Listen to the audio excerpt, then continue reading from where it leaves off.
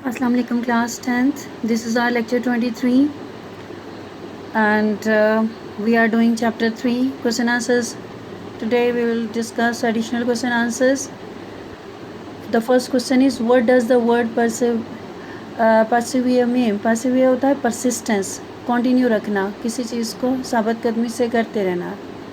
Persevere comes from the Latin root persevere, which means to persist steadfastly. It means to continue doing something in a determined way despite having problems. मुश्किलात के बावजूद किसी भी चीज़ को continue रखना आपका क्या है? persistence है, perseverance है.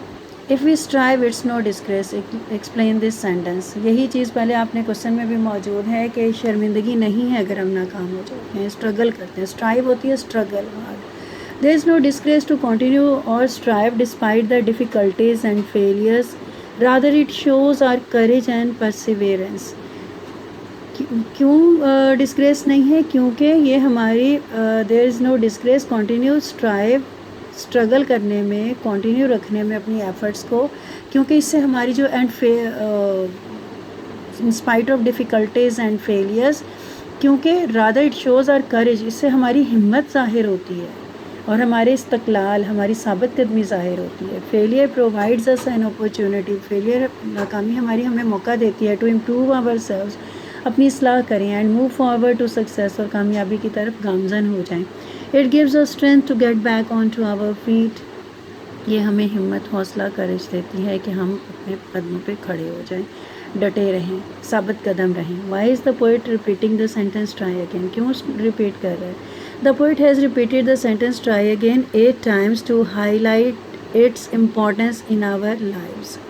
इट्स आप देख लें कि कौन से वाला है. यूजुअली मिस्टेक्स आपसे होती हैं जहाँ आप इट्स को यूज़ करते हो.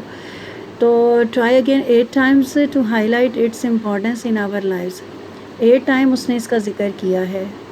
तो रेपिटिशन या स्ट्रेस के लिए, उसकी इम्पोर्टेंस को पे एम्फेसाइज करने के लिए. He wants us to believe that if we keep on trying we will succeed in the end, and as try again is key to success.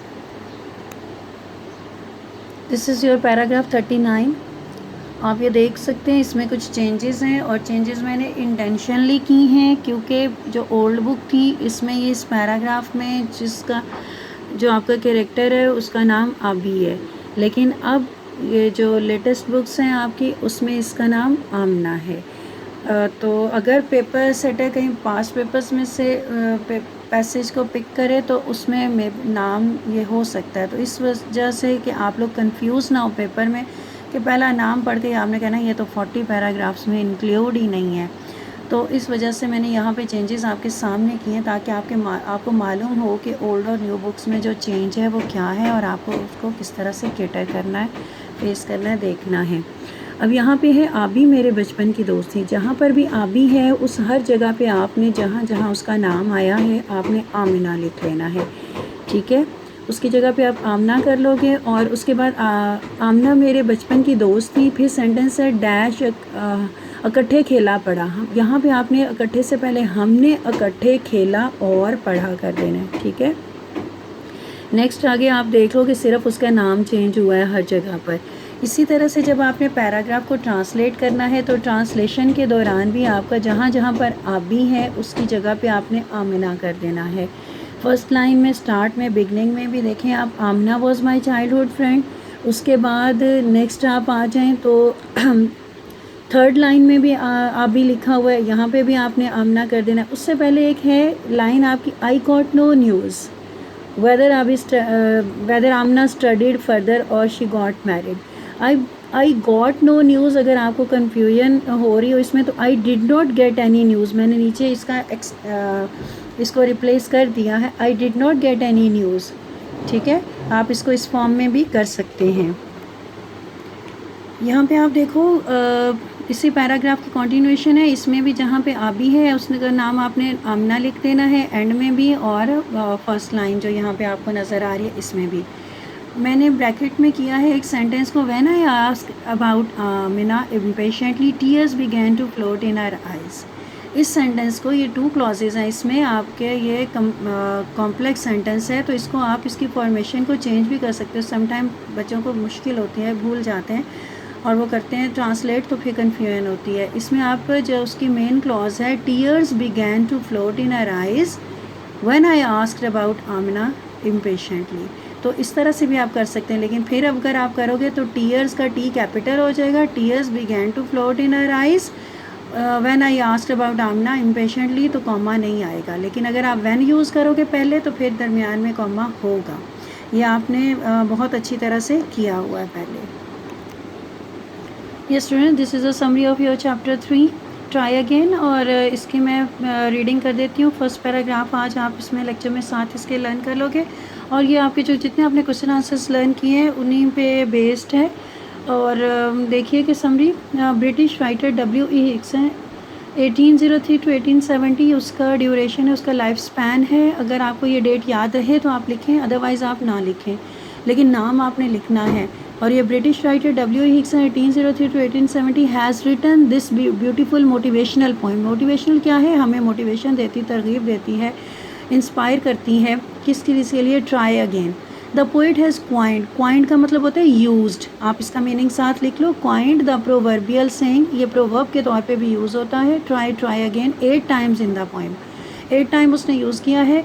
This little poem gives a big lesson, ये छोटी सी poem है लेकिन बहुत बड़ा lesson देती है। The poet conveys the universal fact, ये हमें एक यूनिवर्सल फैक्ट बताती है, that if we fail in our first attempt we should not give up, तो हमें हिम्मत नहीं हारनी चाहिए। Instead we must get up, उसके बाद comma, sum up our courage,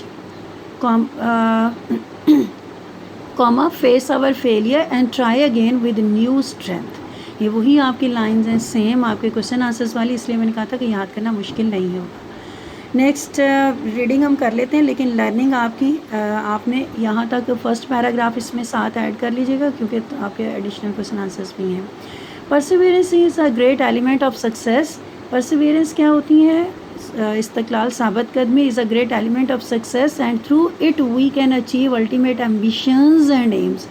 AIIMS plural में है तो इसलिए एम्बिशंस कर लो इसको भी।